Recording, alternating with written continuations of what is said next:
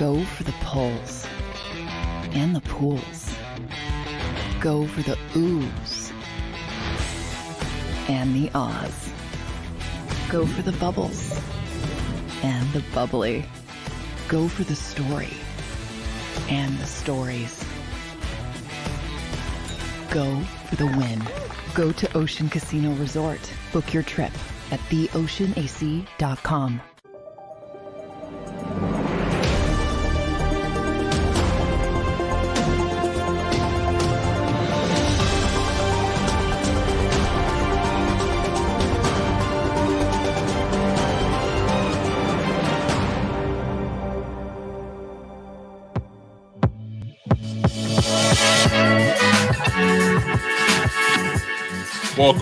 Welcome back to another edition, a special edition of Football 24/7.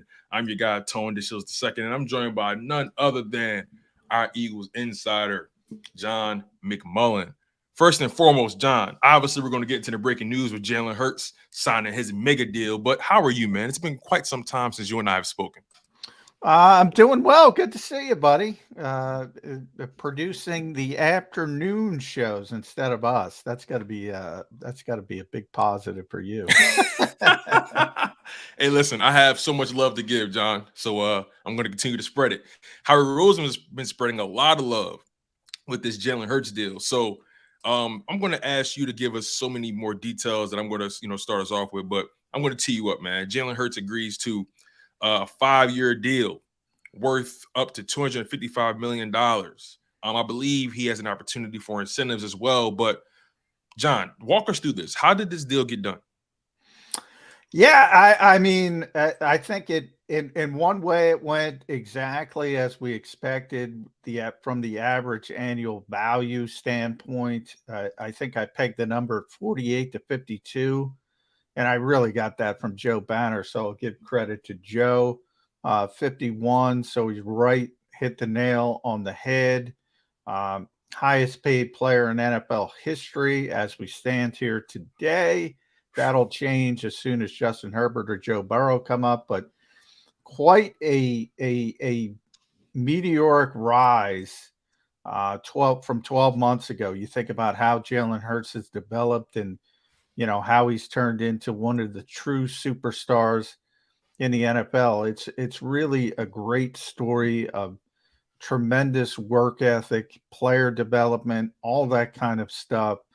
I don't know a lot of people who saw this coming at this time last year, at least ones who are honest with themselves. So Jalen Hurts deserves all the credit in the world to get to this spot. And he got the first no trade clause in the history of the Eagles organization. So that tells you, as far as the numbers, and I'm just looking at my phone, it's 180 and 179 in total guarantees, 110 at signing, fully guaranteed, as they call it in the NFL. So, he wasn't Deshaun Watson. He wasn't, we didn't think he was going to be that guy who tried to get a bunch of bursts. I would have this argument with Jody all the time. He just wasn't going to be the guy that's trying to milk every last dime out of the Eagles. It's just not his nature.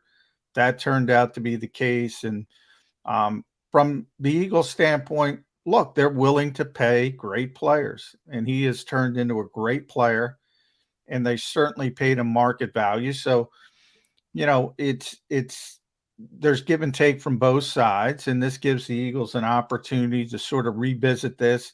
Got to see the cap ramifications. It's pretty clear the extension doesn't start, and this is where I got it wrong. The extension, you learn something new every day with the Eagles. They're really good at this stuff.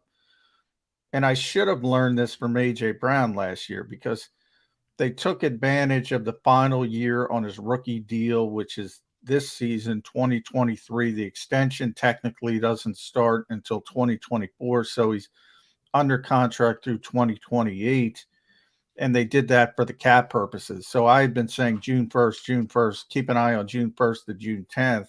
Instead, they used that final year his rookie deal as sort of a placeholder to manipulate the cap. So great job from the Eagles.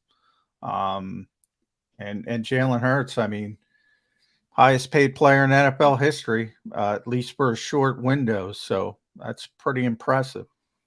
Yeah, absolutely. You know, something that stands out to me, right, is the fact that he'll get the raise in 2023, which includes obviously 23.2 million a signing bonus, but he's also going to make 64 million through the first new year in 2024. Can you speak on how this contract has been constructed in terms of maybe the money being more so front loaded to take advantage of his younger years, and then maybe the contract from a salary standpoint regressing as the years go? Can you break it down from that perspective? Well, we don't have the complete details as far as the cap goes.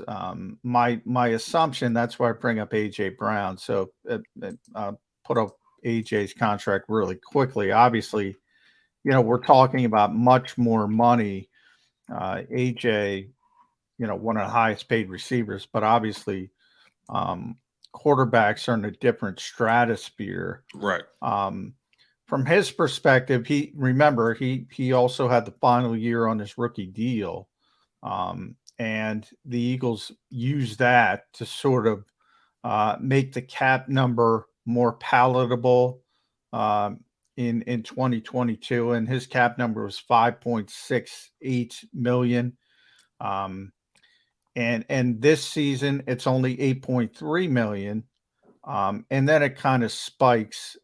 It spikes really, really down the road in a couple of years past that. And that's when you sort of redo the deal. That's what the Eagles do. So you get 2-3 years where it's relatively inexpensive. Then it spikes up, but the Eagles will rework the deal, hopefully extend it further and keep rolling it over as long as Jalen's playing at a high level. That's my guess of what's going on here. And Jalen works with them from that perspective so they can hopefully build the best team possible around him. So, it's a little give and take from both sides. And I go back to what Howie Roseman said. I've said it in the past. Look, it's always fun for an NFL team to hit on the quarterback, especially a quarterback who's not a first-round pick. Never mind a first-round pick, because you have that 4-year window where you don't have to pay a quarterback a lot of money. And Howie said the only thing better than that is wanting to pay the quarterback a lot of money that is a star, you're comfortable in them, and that's where the Eagles are, and they proved it with the checkbook. And I would try to talk Jody off the ledge every day. I said, don't worry about it. Don't worry about it. It'll get done. And it got done earlier than I expected. So no issues. I think the one thing that no one expected, we all knew he would get paid, right? But I think the one thing that none of us accounted for was the addition of a no trade clause. That is something that kind of struck me, especially given the circumstances that it's the first no trade clause given in Eagles history. No trade clauses are pretty common in the NBA. You don't really see them too often in the NFL, right? What made Howie Roseman and Jeffrey Lurie so comfortable with providing Jalen Hurts with the no trade clause, right? Can you walk us through that? Yeah, I think that's more, to be honest, Tone, I think that's more of a perception thing than anything else. I obviously, they don't think it's going to come into play. If for some reason it does come into play, Jalen Hurts can waive it. So I think what the importance of that is, you're showing sort of deference to the player. So just, we love you type of thing. We love you so much. We'll give you a no trade clause. Remember, we're talking about a 6-year span. So, and a 24-year-old quarterback. So something would have to go drastically wrong for the Eagles to want to consider trading him. And by the way, if it did go drastically, and we went through this with Carson Wentz, but, forget about Jalen. It's not that type of guy. Even if it was to go drastically wrong. Again, he could always waive it. So I don't think that it's that important from a real world standpoint. I think that's just another indication of the Eagles wanting to say, look, we love this player. We're 100% behind this player. And, maybe that's a little bit of a makeup from, trying to play footsie with Deshaun Watson and Russell Wilson last year. Who knows?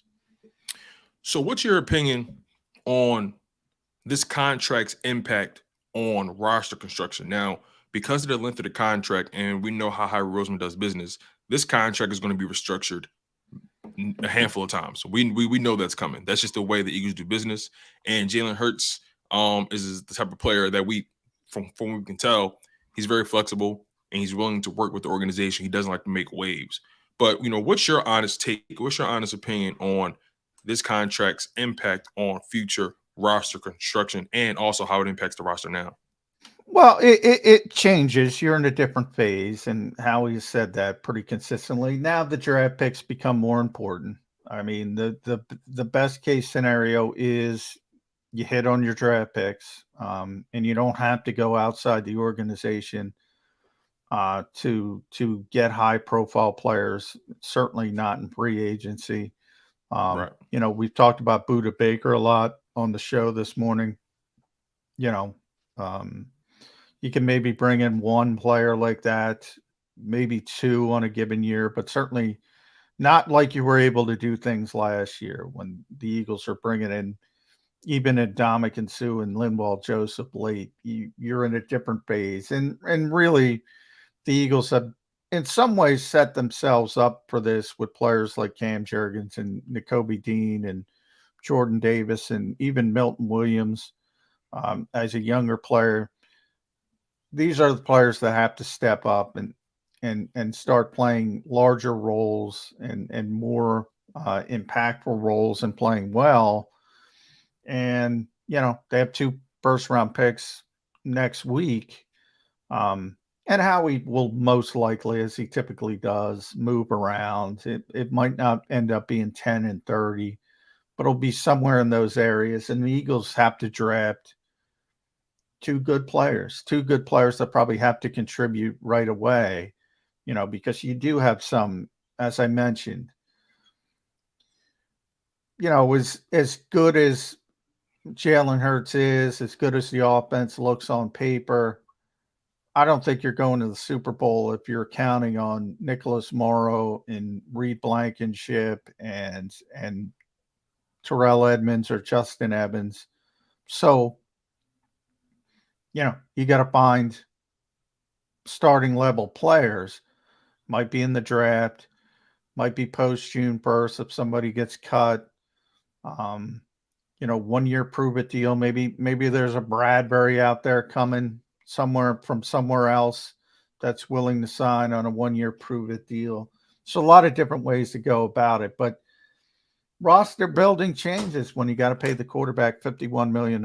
And, no one's ever had to pay the quarterback $50 million. Hey, listen, that's that's a hell of a number, John. But let's dig a little deeper, right? You spoke on how these young guys now more than ever they have to produce. They have to start bearing some fruit, and even in this upcoming draft, right? We're still relatively. We know the Eagles have a philosophy and how they want and how they like to build their team. They like to build it from the inside out. They like to build it in the trenches.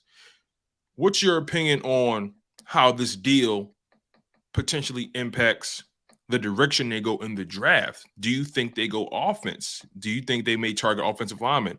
Paris Johnson out of Ohio State. Do you think they target D line? What's your thoughts on the draft now after this deal is done? Well, the offense is better equipped than the defense right now after what went on in free agency. We know the Eagles are offensive heavy. We heard Jeffrey Lurie talk about it, and that's how you win in the modern game. And I agree with all that. But the Eagles, if they had to play a game today, still have a top 5 offense on paper, even with some uncertainty at running back. Defense, they no longer have a top 5 defense. So, if we're up to, the perfect draft to me would be getting Jalen Carter and um, Branch, the kid from Alabama.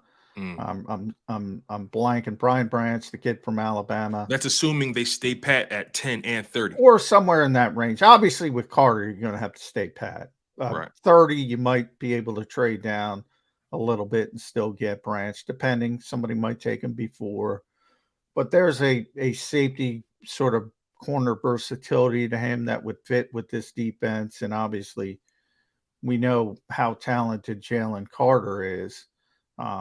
If he, stays on point and doesn't have any off the field issues, and then all of a sudden, you build two big holes on the defensive side of the ball, and if N'Kobe Dean develops, if Milton Williams develops, all of a sudden you're cooking with a little gas again because you have some talented players. But Right.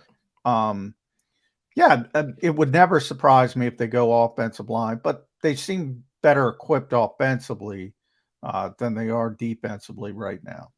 Yeah, I guess my mindset is right now that you've locked up Jalen Hurts for the foreseeable future. I guess my mindset is every decision you make going forward has to be in the best interest of your franchise quarterback.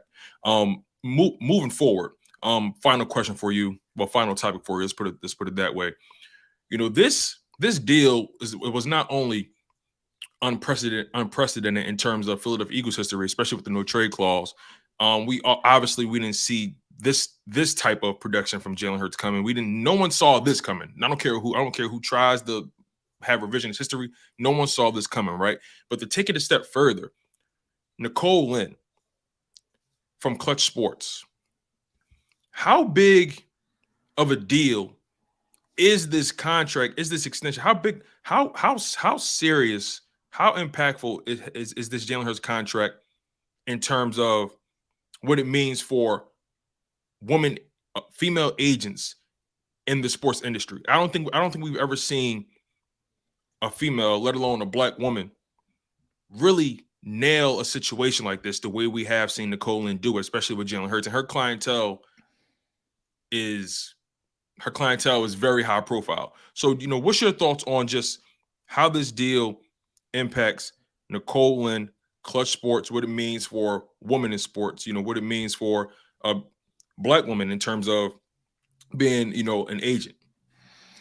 Well, I think Nicole's a good agent. So, it was very important to Jalen Hurts. That's the reason he's talked about this in the past. He wanted to empower women, and that's one of the reasons he chose Nicole to be his agent. To me, obviously it's big. It's the biggest deal in the history of the NFL to this point. So, all kudos to Nicole as far as getting that done. But there was never any doubt in my mind she was going to get it done. I would often say, Jody would ask me, well, how can the Eagles go into the draft and free agency not knowing what they were going to pay Jalen Hurts? And that's why they know exactly what they're going to pay Jalen Hurts. There might be a difference between 50 and 52, from an average, but the template was always going to be there. And they had been talking about this for weeks, and it was just a matter of, I consistently said it was a matter of when, not if. But Right. From the standpoint of perception, yeah, it's huge for women agents. It's huge for Nicole. Her two biggest clients are Jalen and Quinnen Williams from the New York Jets. I imagine it's only going to get her more business. And she doesn't have to worry, just like Jalen doesn't have to worry. She doesn't have to worry moving forward. It's funny. I was talking to B. Brooks, and we'll end it on this note. I was talking to B. Brooks about this deal, and I asked him, typically, how much do agents take percentage-wise? He said typically 3%. So I did a little math on my own, John. Yeah. And 3% of $255 million, I believe, is about $7.65 million. So Nicole Lynn, kudos to you, and keep on eating, sister. I'll tell you that much, man. John, as always, it's a pleasure. Appreciate you for always taking time out to deliver great news, great insight on the Philadelphia Eagles. You guys have been locked in on Football 24/7. Please smash that like button. Make sure you guys are subscribed to Jacob Sports. More content is to come. Next up, we do have the Sports Take guys with Derek Gunn, Barrett Brooks, Rob Ellis. Make sure you guys lock in. Those guys are going to give you guys all their insight. B. Brooks giving you the player insight. Derek Gunn giving you the journalistic standpoint. Rob Ellis giving you the radio, the voice of Philadelphia, that insight. It's going to be really exciting to hear how this thing pans out and see how it pans out as well. John, as always, super grateful for you. Smash the like button. You guys have been locked in on Football 24/7 with John McMullen. I'm your host, Tone DeShields II. Take care, you guys. Go for the pulls and the pools. Go for the oohs and the ahs. Go for the bubbles and the bubbly. Go for the story and the stories. Go for the win. Go to Ocean Casino Resort. Book your trip at theoceanac.com.